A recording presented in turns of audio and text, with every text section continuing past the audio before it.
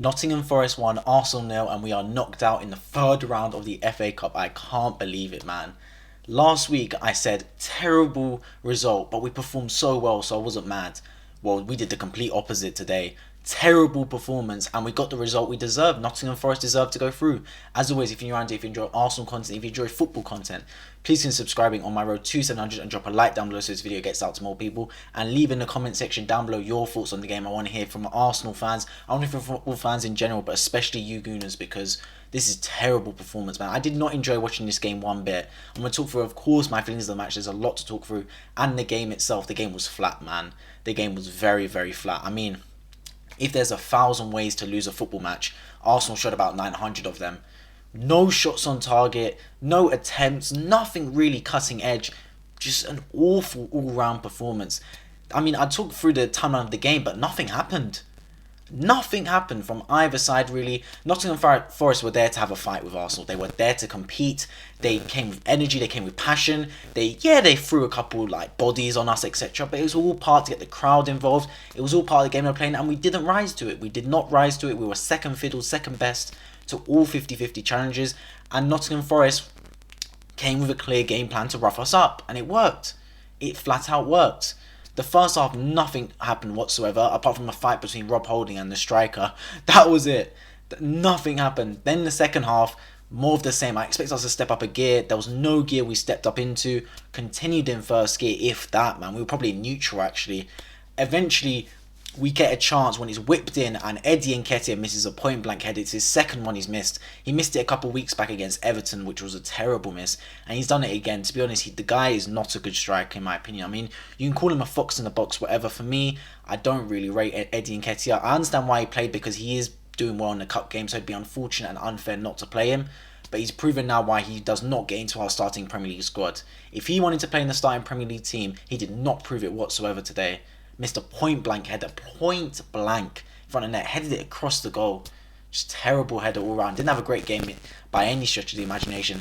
Then they score. Lokonga casual, tries to do a little chip pass in midfield, cut out, slight chance of handball, but it wasn't given. There's no VAR. Then they go through, whip it in, and grab him at the back post, scores to make it 1-0 in the 83rd minute. And only when they scored did we actually show some urgency, but of course it was too little, too late. We got some urgency, but still no quality, and we lose again. We deserve to go out.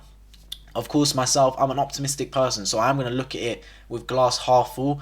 Maybe going out in the FA Cup in the third round is the best thing that can happen to us, because at the end of the day, if you look at it from a logical perspective, right, unless you win the FA Cup, you get the same prize whether you go out in the third round or the final. Yeah, you go on a little run and give the fans some hope, but from a straight viewpoint, that unless you win the FA Cup, you get nothing from it.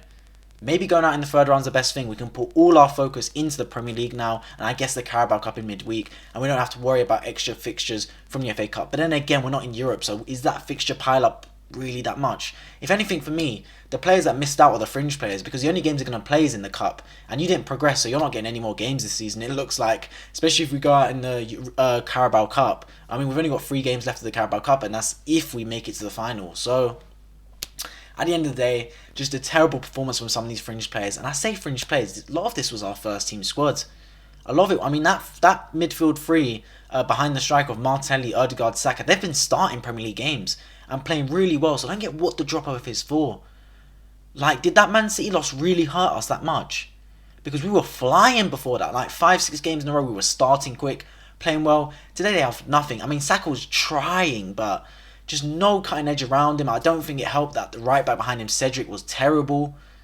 I mean, 0 shots on target against a championship side is just not acceptable whatsoever. There's ways to lose football matches, as I said. I didn't get on the players' back last week against Man City, because yeah, we lost, but the performance was good. Sometimes you just lose those games the way it happens. But today I'm going to get on the players, because that was terrible performance. Terrible from start to finish. I guess another player we can talk about is Nuno Tavares. He got hooked off after 35 minutes. I wasn't sure if he was injured or he did actually just get taken off. Then he threw his gloves on the ground. Now my viewpoint is, did he deserve to get taken off? He was playing bad, don't get me wrong, but the whole team was bad. It's not like Nuno Tavares was... Yeah, he was especially bad. One time he almost tried to score against Leno, but I don't think it was fair to really hook him off after that time. I don't think it was really that fair. He came with a bad reaction from it. But at the end of the day, the player can't react like that. It's poor. He probably won't play against Liverpool now because of his reaction. And Arteta likes to set those boundaries. But then again, who knows? Either way, the whole team was bad from start to finish. I mean, our midfielder, Patino and Lokonga, I was looking forward to see Patino play. The guy did not touch the ball at all. Every time we got the ball from centre-back, we played it out wide. Like, Cedric was getting the most touches on the pitch, man. You know it's bad when your attacking outlet is Cedric Suarez. That's who we were relying on to make attacks happen. He was bombing up and down, man. Like, he's not the player you want on the ball. We just bypassed our midfield. Every time we got the ball from centre back, it was out wide to do something with it. It's like our midfield, we were a pack of polos. The middle was just missing. Get Patino on the ball, man. He's come through the academy. All the academy like managers, Mertesacker, etc. say he's a good player on the football. So why are we not giving him the ball and letting him do something with it? Lokonga was poor today. I'm worrying about the North London derby now because we ain't got Thomas Partey. It's Lokonga, and if Xhaka ain't back from COVID in time, I mean, Xhaka ain't even had his vaccine, so he might be gone for another 2 weeks. Who's going to be in our midfield? Because it's looking like Patino and Lokonga unless we sign someone, because Ainsley's gone to Roma. Are you telling me Lokonga and Patino in midfield is going to beat Spurs at their ground? Come on, man. We were struggling against Nottingham Forest. Look, I'm struggling, man. I'm struggling to find the words to explain this performance. I mean, no one really had a good game. I guess the only player that actually played well was maybe Leno. He made a couple of good saves, but then again, we still lost the game. Says it all, not a shot on target. I'm still going back to that not a shot on target stat. I mean, I'm going to remain optimistic and say, you know what? Maybe the grass is greener on this side. We get knocked out the FA Cup. Maybe that forces us to make some movements in the January transfer window quicker than usual. Maybe that forces us to step our game up in the North London derby. Maybe I'm just clutching at straws, but you got to look at it from some kind of optimistic standpoint. At the end of the day, every team has a bad performance. Every team. We've been on such a good run with good performances. A bad performance was due. If that means our bad performances in the FA Cup, look, I'd take that. If we had a bad performance here rather than in the Premier League, I'll take that. But then again, this is relying on statistics and stuff, and that's not how football is made up. Football isn't played with numbers, but no, I'm just trying to make a case for it. But at the end of the day, the bottom line is what it's going to say on the back page of all the newspapers. Arsenal deserve to lose. We deserve to lose this game, and we weren't good enough. It's end of story, weren't good enough. I'm going to get into the ratings for the players now. In goal, Leno probably was our best player. I'll give him an 8. Made 2 great saves.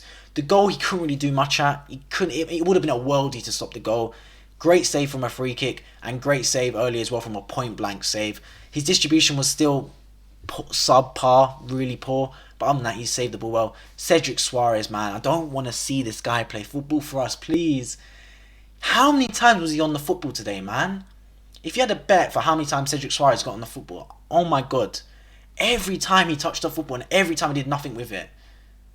Terrible performance. I'll give him a 3 out of 10. Honestly, man. No attacking outlet whatsoever.